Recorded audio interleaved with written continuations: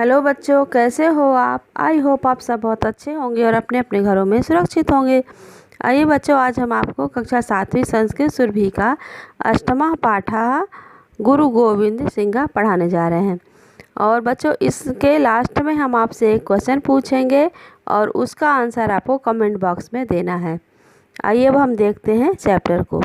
गद्यांश में है, पहला वार्तालाप है, छात्राः आचार्य नमस्कारः शिक्षकाः उपविशन्तु सर्वे।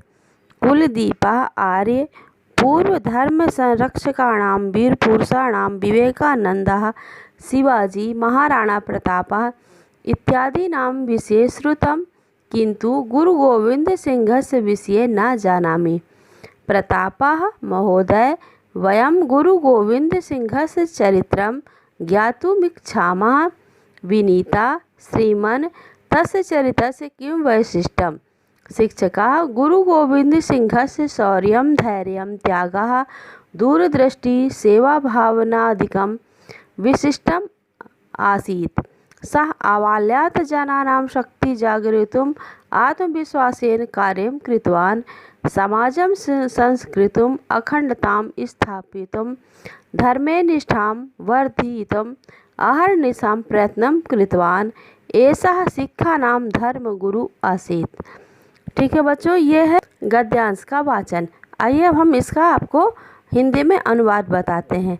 छात्रा यानी छात्र, आचार्य नमस्कारः अपने आचार्य अपने गुरु जी को नमस्कार करते हैं। शिक्षक, शिक्षक का पद है उपविशन्तु सर्वे, शिक्षक सभी बच्चों को बैठने का आदेश देते हैं।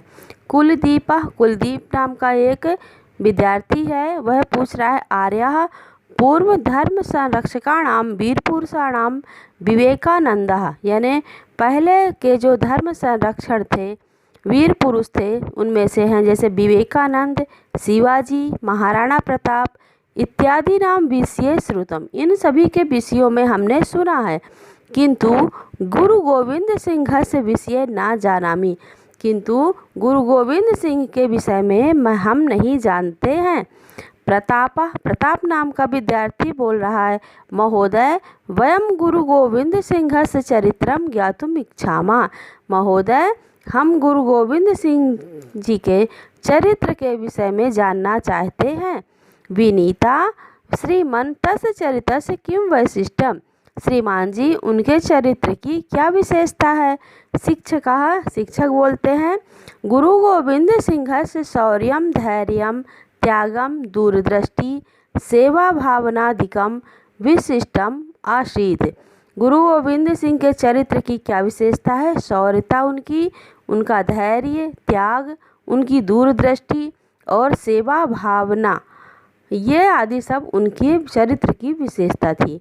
सः आबाल्यात् जनानां शक्तिं जागरितुम् आत्मविश्वासेन कार्यं कृतवान्, उन्होंने बचपन से ही लोगों में शक्ति जागरण करने और आत्मविश्वास बढ़ाने का कार्य किया है।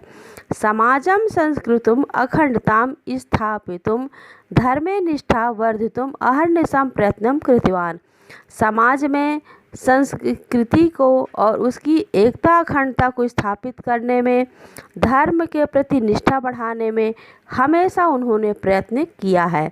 ऐसा सिक्खानां धर्म गुरु आसीत्, ये सिखों के धर्म गुरु थे। प्रतापः, प्रताप नाम का विद्यार्थी पूछ रहा है सिक्खा नाम के सिख कौन हैं।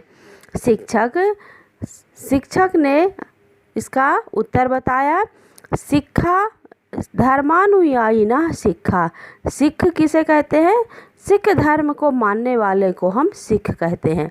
यथा जैन धर्म तथा सिख धर्म, जैसे जैन धर्म होता है वैसे ही सिख धर्म भी होता है।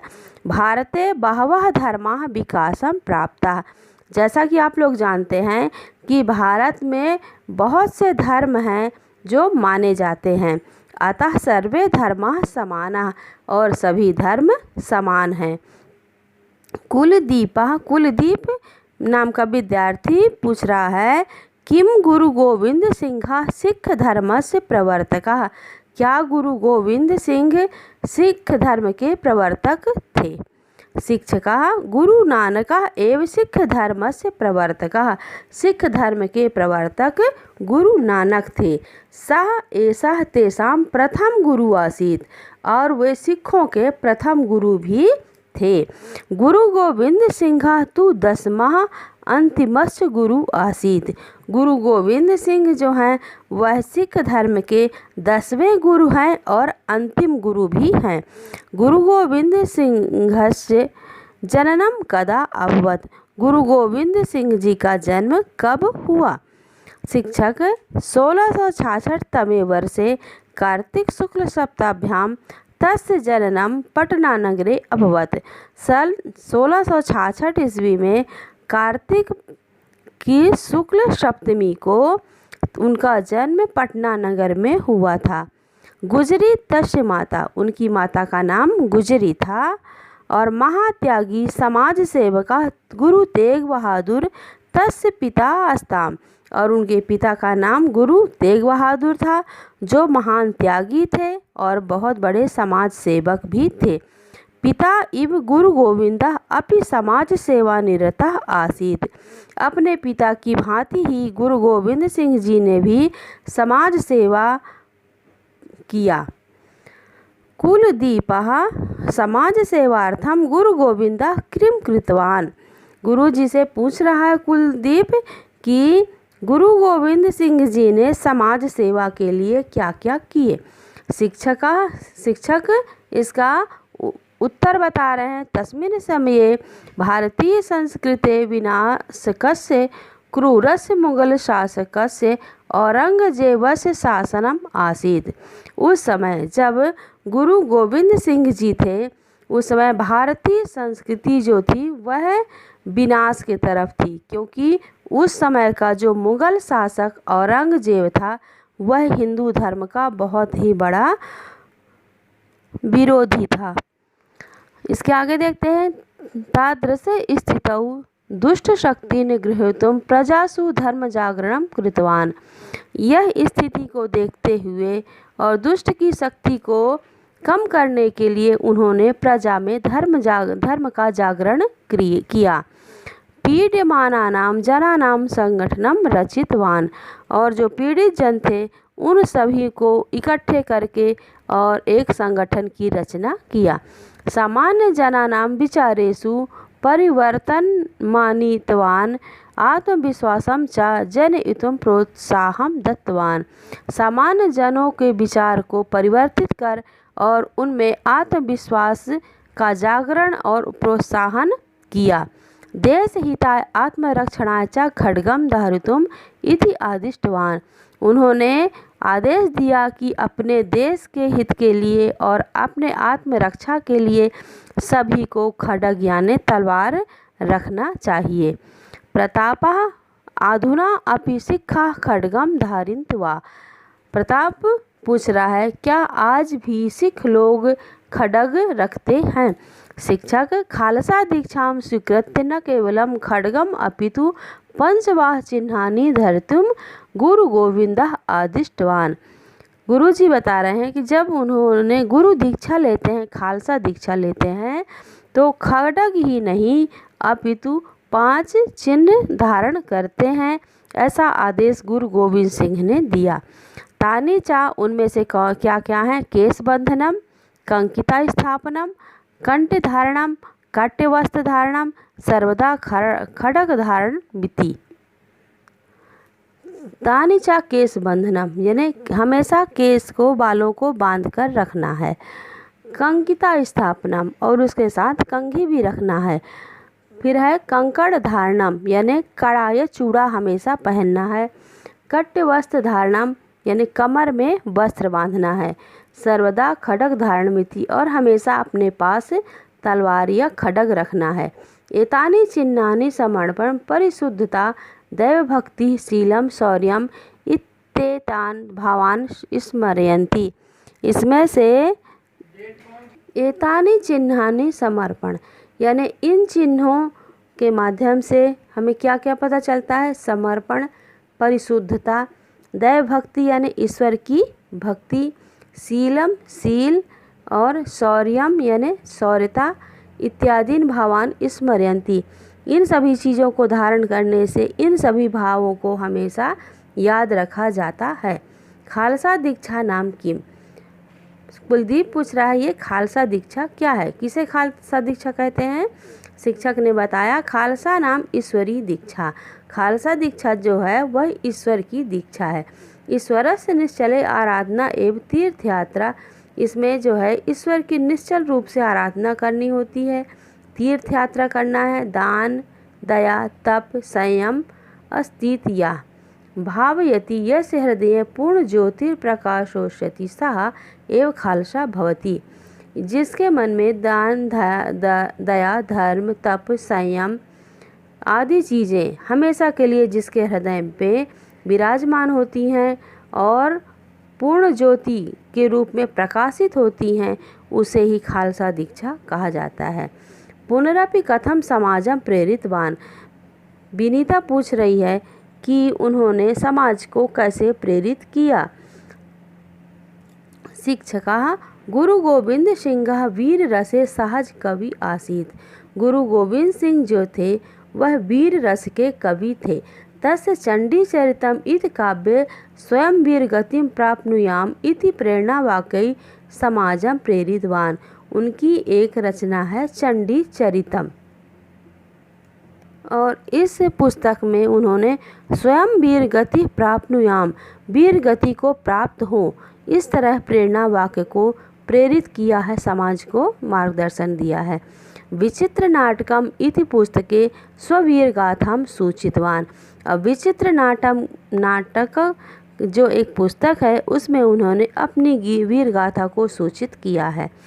प्रतापः गुरु गोविंदस्य अन्य वैशिष्ट्यानि कानि? गुरु गोविंद सिंह जी की और अन्य विशेषताएं क्या हैं? शिक्षक कबीरः गुरु नानकः सूरदासयः भक्ता आसन। जो कबीरदास जी, गुरु नानक, सूरदास ये सभी भक्त थे, लेकिन गुरु गोविंदस्तु वीर भक्ता आसीत। लेकिन जो गुरु गोविंद सिंह जी थे वो वीर भक्त थे। सह हिंदू शक्तिम संगठितवान। उन्होंने हिंदू शक्ति को संगठित किया। सर्वे समाना एकमेव भगवत ज्योति सर्वेषु ज्वलित इति तस्य अचला विश्वासः आसीत।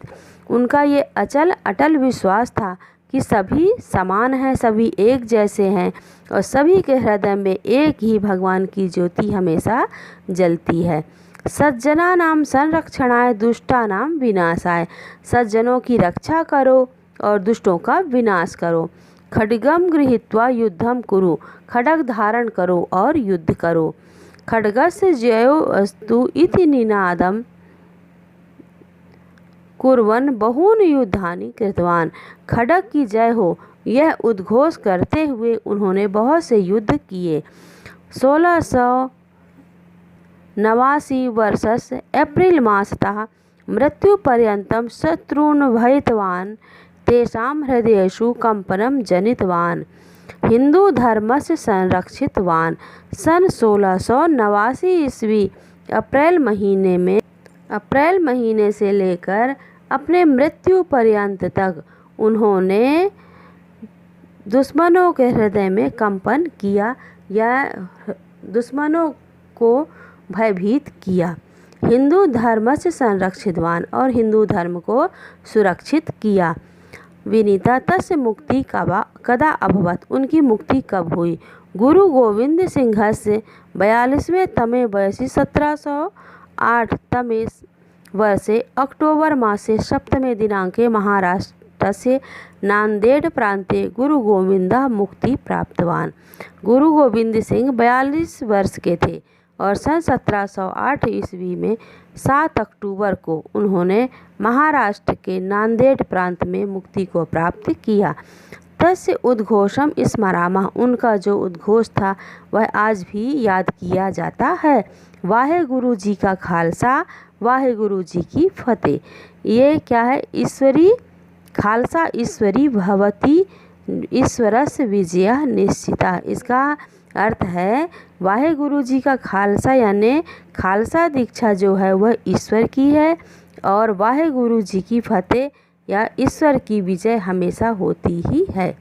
ठीक है बच्चों, ये चैप्टर हम यहीं पर समाप्त करते हैं और इसके आगे का प्रश्न अभ्यास हम नेक्स्ट वीडियो में अपलोड करेंगे।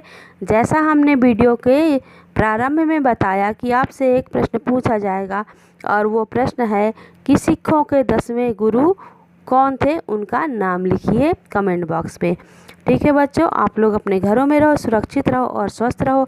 हमारा वीडियो पसंद आता है तो इसे लाइक करें, सब्सक्राइब करें और शेयर करें। धन्यवाद।